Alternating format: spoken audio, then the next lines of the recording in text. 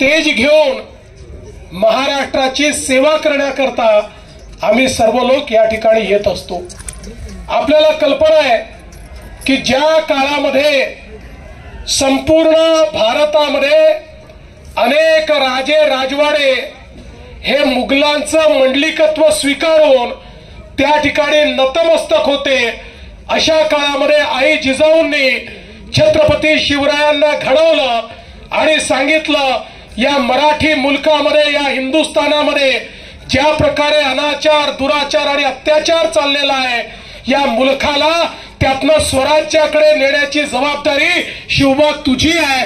आणि छत्रपती शिवरायांनी हातामध्ये तलवार घेतली, 18 पगड जातीच्या लोकांना एकत्रित केलं, मावळ्यांची फौज तयार केली आणि देव देश आणि धर्माची लढाई सुरू केली आणि खऱ्या अर्थानं स्वराज्य स्थापन करून पहिल्यांदा भारताचा आत्माभिमान जागृत करण्याचं काम जर कोणी केलं असेल तर ते छत्रपती शिवाजी महाराजांनी केलं।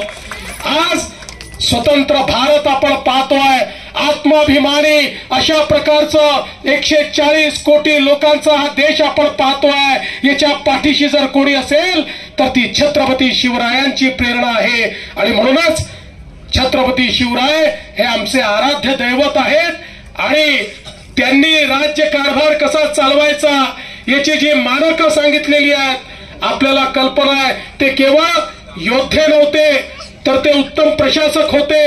पर्यावरण असेल, जलसंवर्धन असेल, जंगल संवर्धन असेल, या ठिकाणी वेगवेगळ्या प्रकारचं व्यवस्थापन असेल, या सगळ्या व्यवस्थापन शास्त्राचे गुरु हे छत्रपती शिवराय होते आणि म्हणून ते आदर्श राजा होते आणि म्हणून त्यांना जाणता राजा आपण म्हणतो, त्यांना श्रीमंत योगी म्हणतो।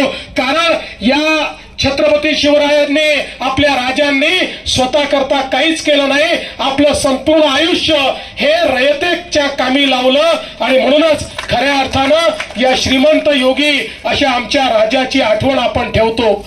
आज या निमित्ताने मी जास्त बोलणार नाही, पण एवढंच सांगतो की छत्रपती शिवरायांचे किल्ले हे आमच्या करता कुठल्याही मंदिरापेक्षा मोठे आहेत आणि म्हणून या किल्ल्यांचं संवर्धन झालं पाहिजे, या दृष्टीनं सातत्याने आपण काम करतो।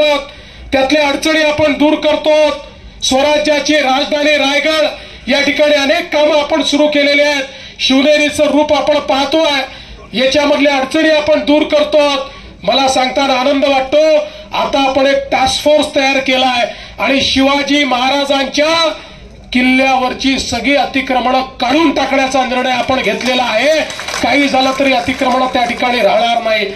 यासोबत ज्याचा उल्लेख माननीय शिंदे साहेबांनी केला, देशाचे प्रधानमंत्री माननीय नरेंद्र मोदीजी यांनी युनेस्कोची एक कॉम्पिटिशन होते, त्या कॉम्पिटिशनच्या माध्यमातून ते जगातले वारसा स्थळ हे त्या ठिकाणी नेमतात, ज्याला जागतिक वारसा म्हटलं जातं। अशा कॉम्पिटिशन मध्ये भारताच्या वतीनं माननीय मोदीजींनी छत्रपती शिवाजी महाराजांचे 12 किल्ले हे त्या ठिकाणी नॉमिनेट केलेले आहेत आणि आता आमचे सांस्कृतिक मंत्री आशिष शेलारजींच्या नेतृत्वात पुढच्या आठवड्यामध्ये युनेस्कोच्या संपूर्ण टीम समोर जगातले वेगवेगळे देश प्रेझेंटेशन करणार आहेत। ते भारताचं प्रेझेंटेशन म्हणजे छत्रपती शिवरायांचे किल्ले हे कसे स्थापत्य शास्त्राचा उत्तम नमुना आहे, हे कसे जलसंवर्धनाचा उत्तम नमुना आहे, हे कसे पर्यावरण संवर्धनाचा उत्तम नमुना आहे, या संदर्भातलं सगळं प्रेझेंटेशन हे त्या ठिकाणी आशिषजींच्या नेतृत्वात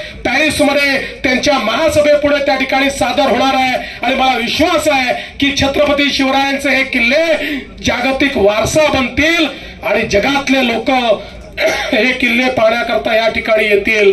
या निमित्ताने मी शरददादा तुम्हाला आणि सर्वांना सांगू इच्छितो की जे मुद्दे तुम्ही मांडलेले आहेत ते महत्वाचे आहेत। दाऱ्या घाटापासनं तर या शिवनेरी परिसराच्या विकासापर्यंत ही सर्व ज्या आपण मागण्या केलेल्या आहेत, आम्ही तिघही या ठिकाणी आहोत। आम्ही तिघही या ठिकाणी शासक नाही आहोत, आम्ही छत्रपतींचे मावळे आहोत, आम्ही सेवक आहोत। त्यामुळे छत्रपतीचे सेवक हे या ठिकाणी आपण मांडलेले मुद्दे पूर्ण झाले पाहिजेत, याकरता आम्ही कार्यरत राहू हा विश्वास व्यक्त करतो। पुन्हा एकदा चारही पुरस्कर्त्यांचं मनापासून स्वागत करतो, अभिनंदन करतो आणि संपूर्ण जगातील शिवप्रेमींना छत्रपती शिवरायांच्या जयंतीच्या शुभेच्छा देऊन माझं बोलणं संपवतो. धन्यवाद. जय हिंद, जय महाराष्ट्र, जय शिवराय.